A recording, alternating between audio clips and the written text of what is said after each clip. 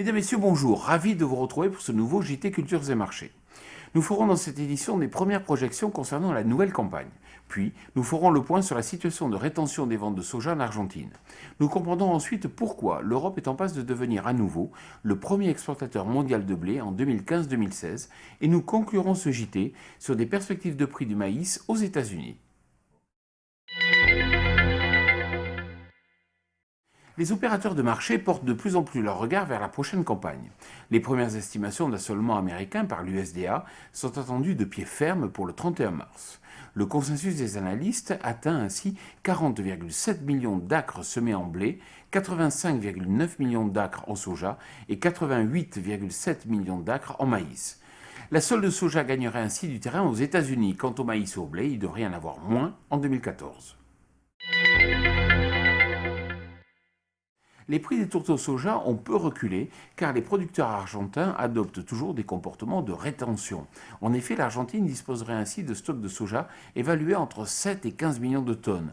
Cela représente quasiment l'équivalent du besoin d'importation européen en tourteaux sur une année. Néanmoins, la récolte de soja qui débute en Argentine pourrait forcer les agriculteurs à opérer des ventes de dégagement.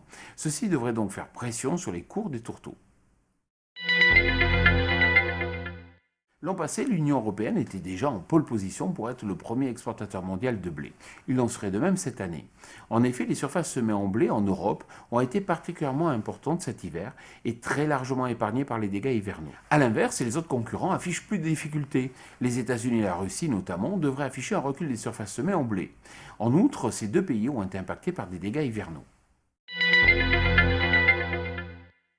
Certaines projections de prix pour le maïs américain s'affichent sur des niveaux aussi bas que 108 € par tonne. Le maïs à Chicago cote actuellement en nouvelle saison sur le niveau de 143 € par tonne.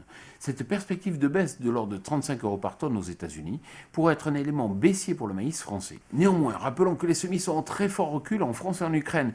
Il paraît donc probable que l'on ait un scénario haussier pour le maïs européen.